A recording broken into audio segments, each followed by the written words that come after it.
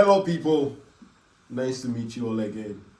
Welcome to the Conversations podcast. So, as you already know, I am Mr. Tete, or you could call me Terry, and I'm here with Geoffrey what? Bintu Micah. Hey, you know he's acting shy. Because I'm shy. Man, this is a big lie. People, he's not shy. Okay. I'm shy. So, Geoffrey, my first question for you today is: what would people actually hear or learn about you that would surprise them? That I'm an academic. That you are what? An academic. What is that? You said I am an academic. Yeah. Yeah, So I normally come across as this kind of extrovert to people. Yeah. But frankly speaking, I'm an introverted extrovert.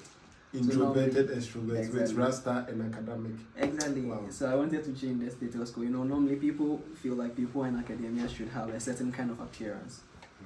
From where I come from, we tend to put them in a certain kind of box that respected people in society. I was once in a hospital with my mom, and I saw a medical doctor. For the way he was dressed, his appearance, everything didn't really depict somebody who was professionally like a medical doctor. He came out. If this one is coming in, that means I'm going to die. Exactly. So he had this kind of like well-built body, came in tattered jeans. Wow. The only thing that differentiated him from everyone was the stethoscope on his neck. Okay. So I felt like, wow, then if somebody can do that, then we could also make a difference. Yeah. Okay. So people, he has braids, but he's a professor. I don't know why he keeps hiding it.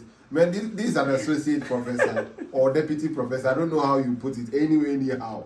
But yeah, this is Geoffrey. Yeah. Okay. So my next question is, what's the feeling moving miles away from home or staying far away from home for this long? How long have you been out of home? Wow. I think since 2013, give and take. Henjo. Very long. Very long. And I think it was a necessary evil for me, technically. Necessary evil. Yeah, it was a necessary evil. It was something I was very much intentional about. And so it was not really something that was quite difficult to really think about. And at that time, I think family understood that it was something I really wanted to do. Always, it has been this journey, more like an awakening for myself to be a better version of myself. So I felt like it was very necessary to move this far. I think I even didn't realize how far I was moving away from home until once my mom called me and she said she had to look at a globe, and looking at where my native country, which is Ghana, is and where China is, she was like, wow. And I was going to a place for the very first time where I knew that I had no family member. I didn't know literally anybody there. I didn't know anything. I just got up one day. I mean, if you have a family member in China, what language? What language can you speak at? Yeah, so that was about me. But then it was not really something I had to struggle with. Okay, necessary evil. Yeah. Yeah. And then, what was the first cultural shock, or like, what was the cultural shock you said? This thing. Yeah. Anyway, so in back China. home, in China.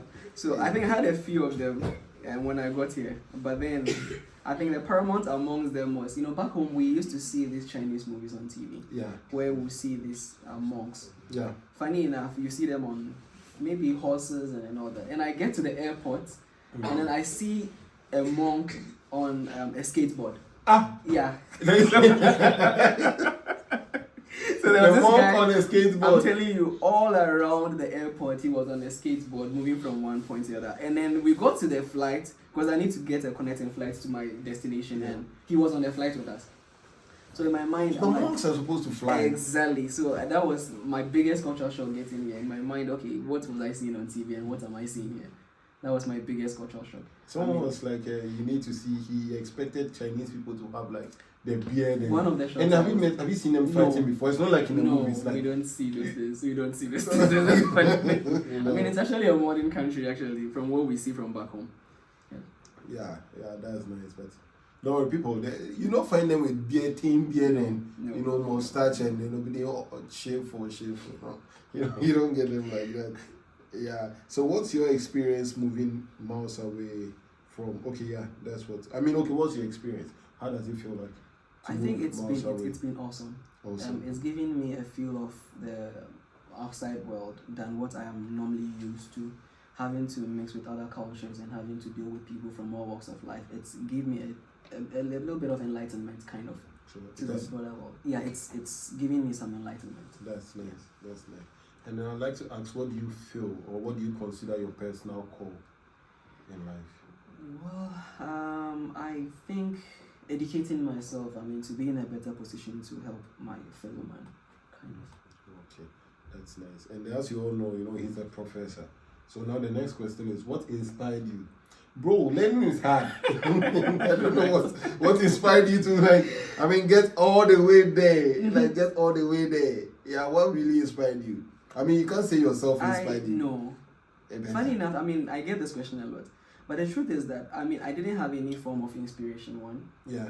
And I also didn't have anybody that was my motivation. Funny enough, growing up, I rather had individuals that I didn't want to end up like.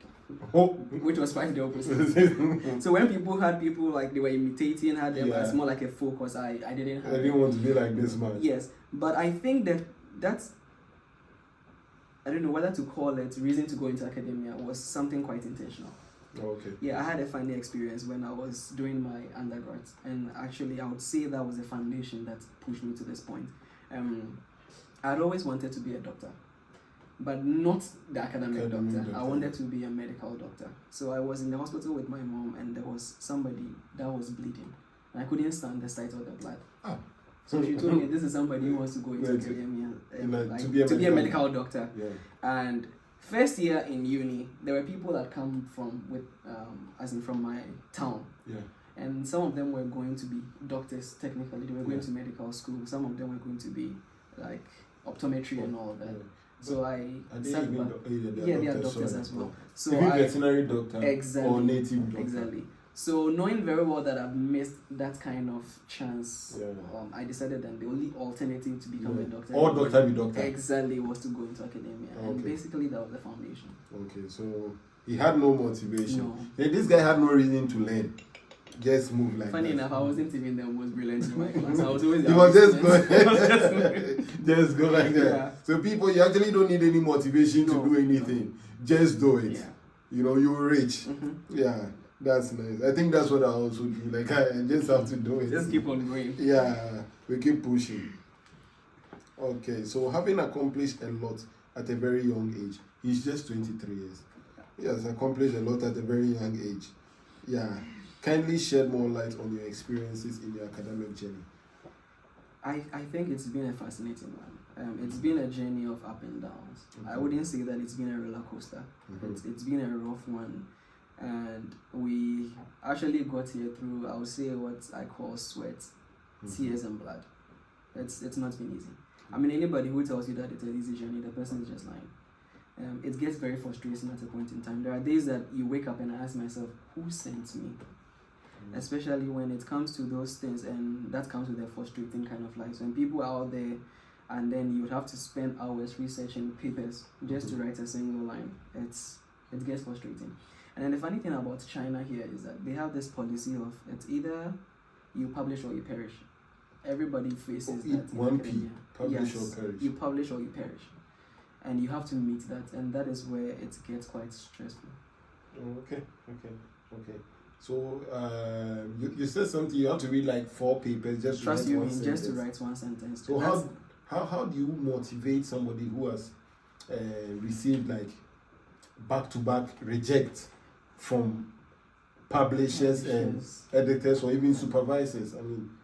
What would you say? Rejection in academia is like, holding your palm up there. You see, the palm, the inside of your palm and then the outside of your palm, you can't do without. It's like in academia. The two are more like mutually inclusive. No matter what, you have to take one. You have to meet it. Okay. Anybody that meets you in academia and tells you that they've been gone through that point of rejection and then you get to that point where we want to give up, then I feel like they have not really experienced academic life. Okay. You need to So currently I am experiencing academic life. And the only way, sometimes I tell people that the only way to solve a problem is to go through it. Okay. And then you must keep on pushing. Yeah, when people keep on pushing. Just go.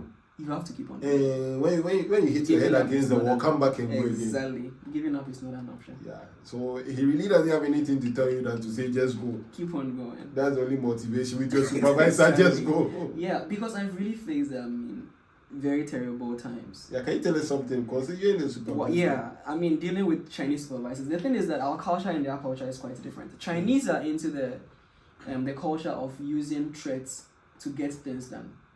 And from where we come from, we hardly get these kind of things. So trying to sometimes balance the two becomes very conflicting. Yeah. I mean, there was a time my supervisor asked me to write a paper. He didn't give me any direction, nothing. He just told me, go and do it. No topic, nothing. Frankly speaking, I was struggling because they never tell you explicitly what they want from you. Yeah. So now you are left at sea to swim, even if you are drowning. If you can swim. Yeah. And so I went to his office after drafting something that he should have a look at it. And the annoying thing is that when I got there, I was PhD, and he had given my work to an undergrad to look at it for me. Hey! Yeah. So this lady was now, after having a look at it and having nothing to say, told my supervisor that, I think he doesn't speak English. Oh! Yes. The Chinese lady told you that you can't speak good English. And this is somebody who I need to translate for when I'm trying to speak to. So I got there, and frankly, my supervisor just tried to tell me. And literally, he was trying to let me feel that I was stupid, kind of. So I actually lost it. And this is one of many things that other foreigners would have to go through dealing with. I know somebody who has gone through that. The supervisor said she doesn't know how to speak English. Yeah. At a point in time, my supervisor tried to convince me that I should accept that I'm stupid, kind of. And I wasn't taking that. So I stormed out of his office and then banged his door. But, to be tagged that you are the rowdy one. Yeah, it happens. It happens. Wow.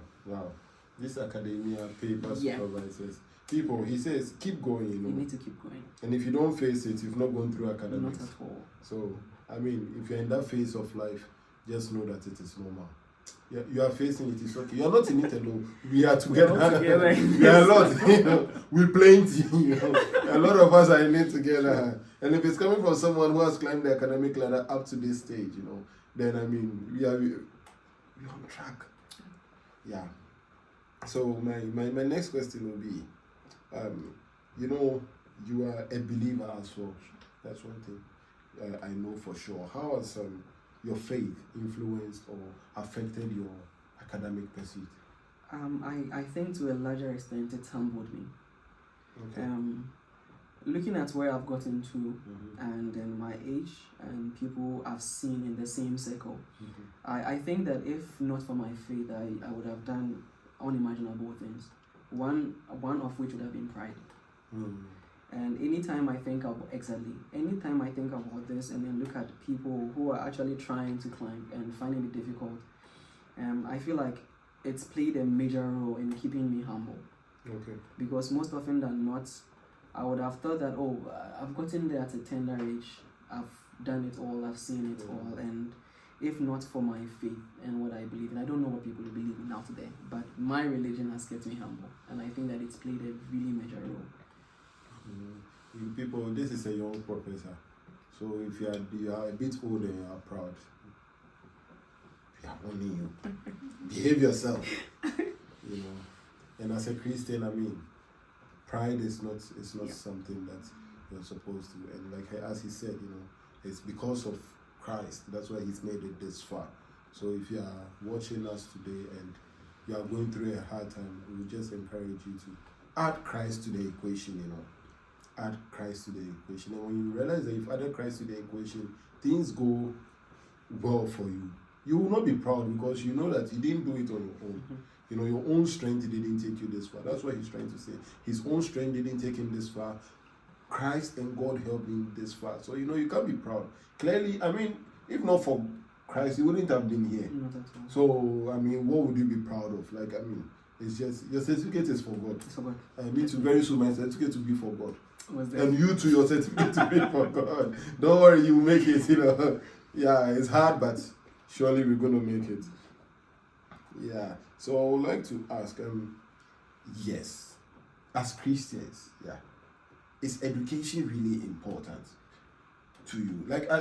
I would. That's what I want, because it's like people quote the verse where they say Peter and John, as uneducated as they are, they spoke, but so we try to hide behind the Holy Spirit just so that we'll say that, the Holy Spirit will give me all chances.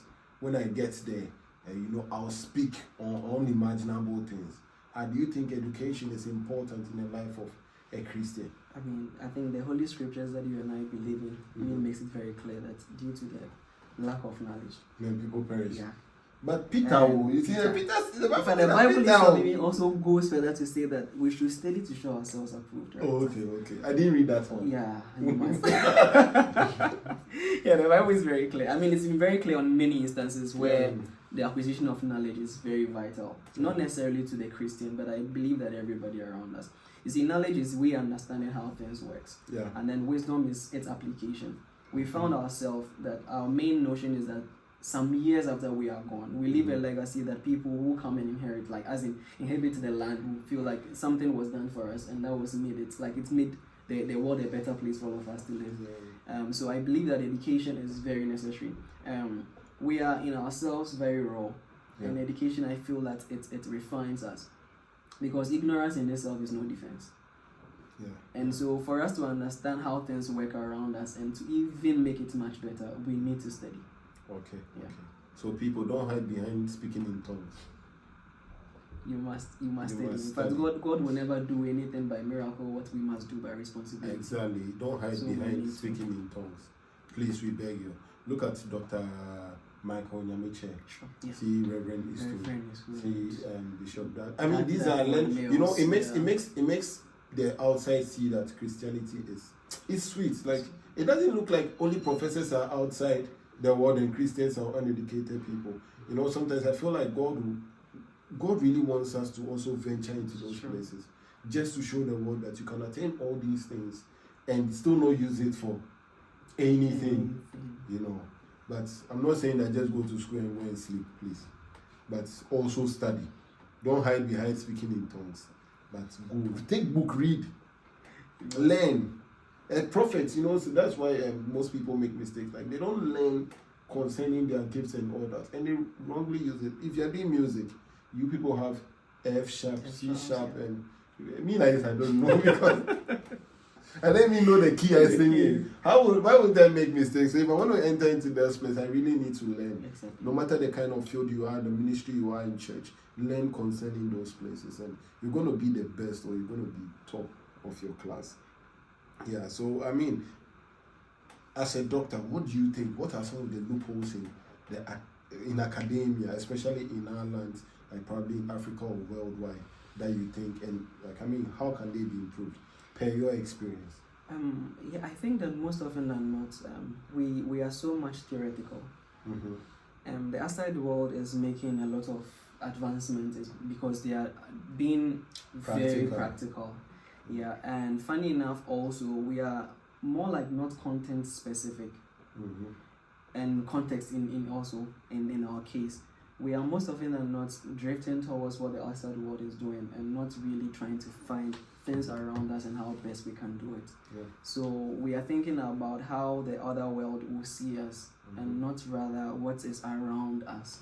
So we end up rather copying what the white man is doing out there. That is good for them, and think that it would work in our context, but no, not necessarily the case. Yeah. So I think that we should be very subjective and very intentional about what we need around us, not necessarily what the world thinks that we need. Okay, so it's like literally, if I get you right, the academics or our way of study should be like community-based or social-based. To solve the immediate things. Imagine building a heater in Ghana. I don't know if you're going to use to bake bread. That's the or something, you know. Where so you can't say because you were in China and they were heated. So you also want to buy or like, be beneficial. Yeah, clearly.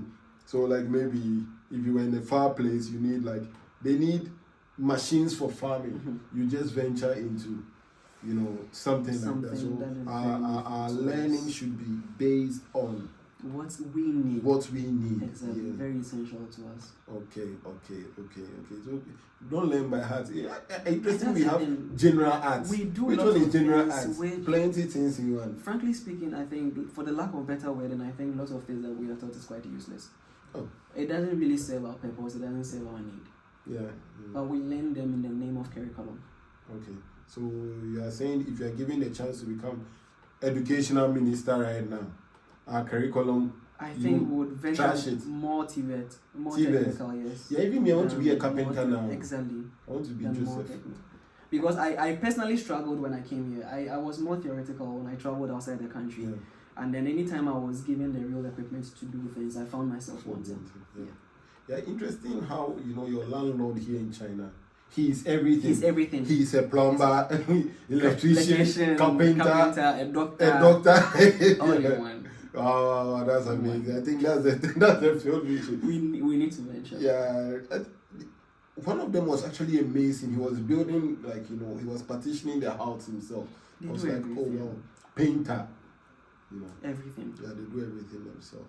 Yeah. So my last and final question is, what advice do you want to give to people who want to pursue academia, and especially also those who want to go outside to pursue academia? Not to limit it necessarily to people into academia. I think that as individuals, we just need to be very intentional about whatever we do. So that means that making the conscious efforts to hit a certain goal. Not necessarily. I mean, at a point I mentioned that we need to keep going, not just going in any direction. Because if you are going backwards, you are going back to square one. Yeah. So you should be very intentional about what you want, where you want to be, and then you work specifically towards that. So yes, I think that we should be intentional. That's the only thing I can say. Okay. Just be intentional about everything that we seek to do. That's nice. So if you want to go into academia, anything, just set a goal, right? Exactly. Set a goal. You set a goal that you wanted to be a doctor, any kind of doctor. But I don't know why you didn't venture into native doctor. Any kind of doctor. You didn't venture native doctor. That was actually outside my jurisdiction. I was outside the jurisdiction. Okay. I mean, it's also a doctor level. A doctor, of course. Yeah. We'll have an association for doctors. Yeah, doctors. Of course, it's. Yeah, I mean, yeah, it's good. So set a goal. So for now, me too, I want to be a doctor, but not a professor.